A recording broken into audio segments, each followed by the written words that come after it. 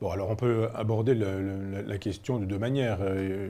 Est-ce que c'est bien, est-ce que c'est pas bien? Comme on le fait souvent avec la moraline, l'affaire est réglée, c'est pas bien. Voilà, bon, on aura dit cette chose.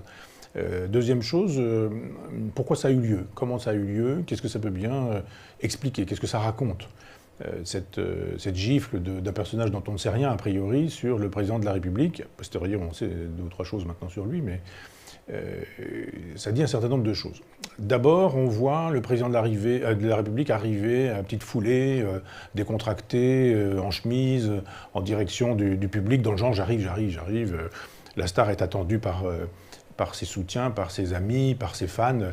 Et donc on le voit en train de parler à un jeune homme barbu sur lequel il pose sa main sur son avant-bras et d'un seul coup, paf, on voit surgir une gifle et très rapidement on voit Emmanuel Macron soulevé par le service d'ordre et reculé du théâtre des opérations. On ne voit plus où est le garçon, il a disparu, on imagine que trois gros durs sont arrivés dessus et l'ont maintenu au sol.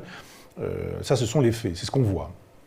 Et puis après, il y a tout ce qu'on peut raconter, les choses s'agrégeant au fur et à mesure, parce qu'on découvre qui est quoi, qui a fait quoi, comment les choses se passent, etc. D'abord, c'est un grand échec des services de sécurité. Ce sont des gens dont c'est le métier de protéger le chef de l'État, et quand le chef de l'État arrive à petite foulée, normalement, les gens qui font, je sais pas, 8-10 heures de sport par jour, doivent pouvoir arriver à peu près à la même vitesse auprès d'Emmanuel Macron, et puis ils doivent prévenir. Faire de telle sorte que n'importe quoi qui soit dangereux pour sa personne, la personne du président de la République, soit empêché. Tout ça montre des gens qui n'ont pas le goût du travail bien fait, et je reverrai mes services de protection après une affaire comme celle-ci. Ça n'est pas parce que ce président a considérablement contribué à détruire l'image de la fonction que pour autant il faudrait dire, après tout, il se comporte comme un gougnafier, il se fait photographier avec des garçons torse nu en justifiant des doigts d'honneur, il y a des photos de lui qui ne sont pas forcément terribles pour la fonction présidentielle. On l'a vu l'autre jour avec des youtubeurs rivaliser de bêtises, de sottises et de démagogie. On en a vu un faire une galipette dans les jardins de l'Élysée. De fait, quand on veut être respecté, il faut être respectable. Et c'est une litote, je ne suis pas bien sûr qu'Emmanuel Macron ait tout fait pour être respectable. Il n'est pas respecté, ça prend la forme d'une gifle. C'est jamais très bien. La gifle, c'est toujours un signe d'échec, que ce soit des parents, des enseignants ou qui que ce soit. Gifler quelqu'un, ça montre qu'effectivement, on n'a pas beaucoup d'arguments et qu'on est déjà dans la violence. Alors il y a de la violence verbale, bien sûr. On peut se faire traiter de tous les noms, c'est pas exactement la même chose que de se prendre une gifle ou que de donner une gifle. On passe à un cran au-dessus. Il se fait que, qui fait quoi? Jadis, le général de Gaulle, lui, il avait des commandos qui lui tiraient des rafales de mitraillettes pour l'exterminer pour des raisons politiques. Là, on a juste un personnage qui a des références qui sont celles des visiteurs, si je me souviens bien, chez qui on a trouvé Mein Kampf. Bon, on peut venir chez moi, il y a Mein Kampf aussi, puis il y a les œuvres complètes de Robespierre également, et puis il y a des œuvres de Lénine, puis il y a celles de Mao, il y a tout ça dans ma bibliothèque.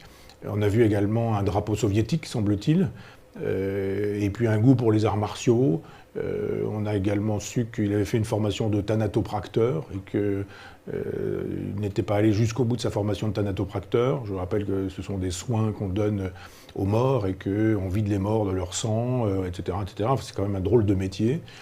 Qu'il ait raté cette formation renseigne d'abord sur le fait qu'il ait pu vouloir faire cette formation et qu'il n'y soit pas allé jusqu'au bout. Enfin, c'est un personnage qui n'a pas l'air très équilibré, qui ne revendique pas une espèce d'idéal politique. Il a moins lu Maurras que vu Les Visiteurs, me semble-t-il.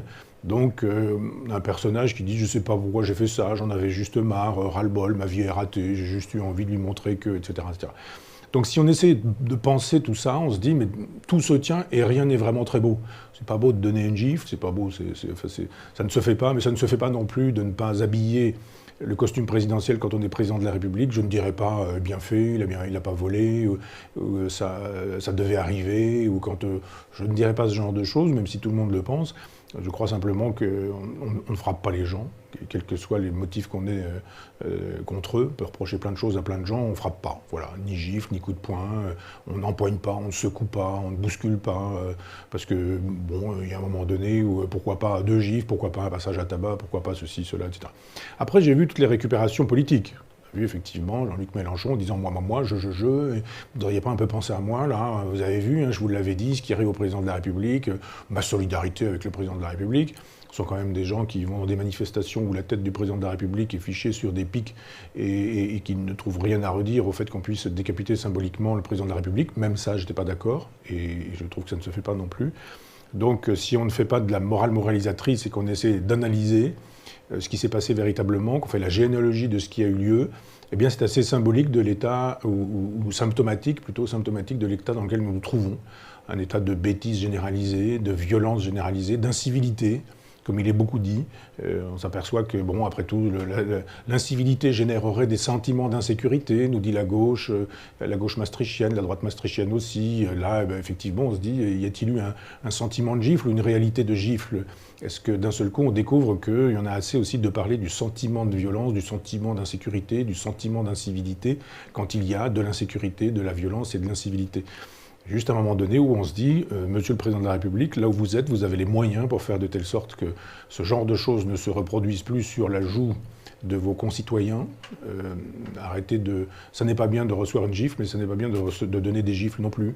De les donner aux gilets jaunes, de les donner aux gens modestes, de les donner aux retraités, de les donner au personnel soignant, de les donner à un tas de gens qui sont au chômage et à qui on dit vous n'avez qu'à traverser la rue, vous allez trouver du travail. Ça s'appelle une gifle aussi. C'est métaphorique, bien sûr, mais je crois qu'on ne peut pas récolter le vent sans un jour semer la tempête. Je suis donc pour qu'on arrête de semer le vent, de sorte qu'il n'y ait plus de tempête, donc je suis contre cette gifle. Mais je pense que le mieux serait que tout soit fait pour qu'il n'en revienne pas d'autres.